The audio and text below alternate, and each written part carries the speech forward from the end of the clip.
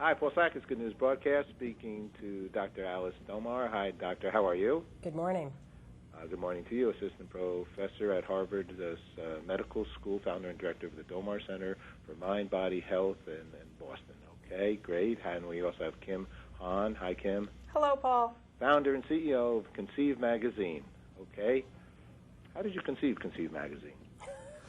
Well, it was born from my own journey of trying to find information about getting pregnant. I found that there really wasn't at the time, and this was, more than 5 years ago, wasn't great, accurate information. And I felt like I needed my magazine because there were magazines for brides, once you got pregnant, parenting, and so on. I mean, there was even magazines for love of ferrets, but we kind of missed this life stage when it came to getting pregnant. So it was born from my own journey. I wanted something to read, and having gone through infertility myself, I realized that I really wanted to put a positive face on fertility and to hopefully get the dialogue going in the U.S. By far the most beautiful aspect, or one of the most beautiful aspects of a human being's life, is to conceive, I imagine. Yes. It is from me and my daughter and my grandson. Mm-hmm.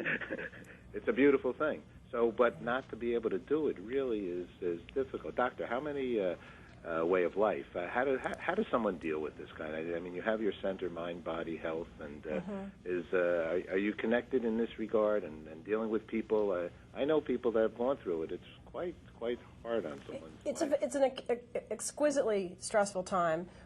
One of the reasons we pulled together the In the Know booklet was to give people accurate, up-to-date information. So there's information on how to reduce stress as you go through the process, how to improve communication with you and your partner, when to seek medical care for assistance, and even how to navigate your medical insurance to get the maximal coverage for your treatment. Insurance will help in these things? Depending on the state, and there are 14 states where there's mandated coverage, but in the states where there isn't mandated coverage, if you ask your HR rep, they'll often say, no, there's no coverage. But if you actually call or go to Fertility Lifelines, they will navigate your insurance coverage for you. People tend to have more coverage than they think they do. And when we say infertility, it could be the man, it could be the woman, right? Yep, and absolutely. Who is it normally? In most cases, it's who? Nope. In fact, the most common myth out there is that in most cases it's the woman. Equally likely to be the woman's issue as it is the man's issue. Sometimes it's both, and sometimes it's unexplained. But equal balance between men and women.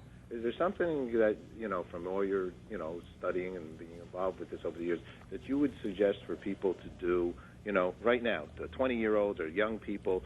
Is there something they should eat? There's some lifestyle, or is this hereditary, or what do you think? Oh, there are a lot of things you can do to decrease your risk of having a fertility issue. One is not to smoke and stay away from secondhand smoke, to stay at a more or less normal body weight. Don't be underweight, don't be obese, don't drink too much caffeine or alcohol, and don't wait too long. I mean, there are a lot of women who think they can wait till they're 40 or 45 to start trying, and when you're 40, you have about a 5% per month chance of getting pregnant, compared to when you're in your 20s, you have about a 20 or 25% per month chance of getting pregnant. That's on the woman's side. Now, how about a man? A man can help conceive a child at what age? Men are more fertile as they get older than women are, but it still decreases with age. A 50-year-old man is less fertile than a 25-year-old man. Okay.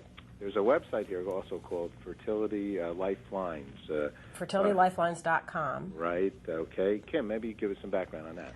Sure. Conceive Magazine and Fertility Lifelines, we collaborated on a survey where we went out and spoke to hundreds of women and asked them what they felt like they were missing in terms of information. And it was clear that they wanted more concise, accurate information. So we put together the booklet In the Know, which is a free resource that you can get at www.fertilitylifelines.com, or you can call 1-866 Let's Try. It's a great girlfriend-to-girlfriend guide, full of information, a lot of tips that Dr. Domar has already told you about, and it's free. So go to www.fertilitylifelines.com.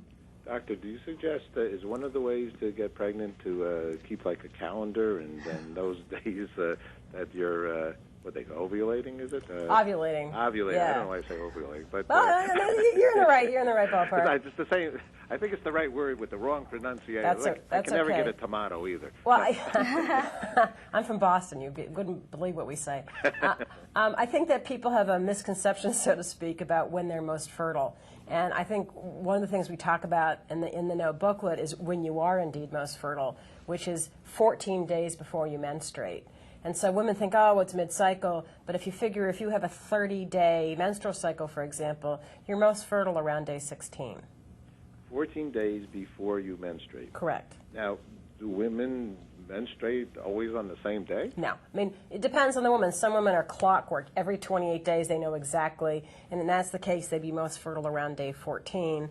If women have more irregular cycles, they probably want to check in with their physician because, you know, a normal menstrual cycle is 25 to 35 days in length. And so sometimes it's hard to calculate because you almost have to go backwards to figure out when you're most fertile. What do people do that are unable? I mean, there's infertility clinics and things. Yes. I mean, people go and they spend, unfortunately, also a lot of money, I think, to try to become fertile. Well, I think people have this misconception, again, that you have to do high-tech, expensive treatment. In fact, most people can be successfully treated with less invasive, less expensive ways, such as medication or surgery. Only about 3% of couples go on and do the high-tech, such as IVF. What's that stand for? In vitro fertilization. Right. And then in vitro fertilization is what? It's a woman is given medication to stimulate her ovaries to produce multiple eggs, and then she goes in and has a minor surgical procedure where they extract her eggs, fertilize them with her partner's sperm, and then several days later they take 1 or 2 embryos and transfer them back into her uterus. I see here on the website there's something here that does say my fertility plan. So a couple who, I guess, how about that moment that when you are trying and you see it's not happening? Right. What do you do? Well, I'd say if you're under 35, you probably want to give it about a year. If you're over 35, you want to give it about 6 months, and then go see either your OBGYN or an infertility specialist, and they will evaluate you and figure out what's the best treatment plan for you. I know one thing. I didn't know anything of what I was doing.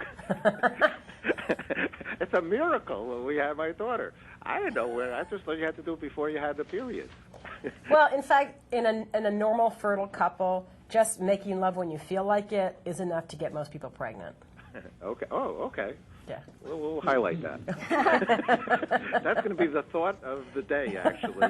So just, how did you say that? For a normal fertile couple. A normal fertile couple. When they make love when they feel like it, that's enough to get them pregnant. Make love when they feel like it. Feel like it is enough to get pregnant. Yeah. Okay. But Paul, to just add to that, so women don't get discouraged and they do stay hopeful, on average it takes a woman in the U.S. between 6 and 8 months to get pregnant, so there is a misconception that it is going to happen on the first time. But again, that's what the booklet is about, to give hope and kind of educate women so that they know, what to expect and what comes next. Right. Okay, beautiful. Well, I'm going to put this quote up as a thought for the day. Uh-oh.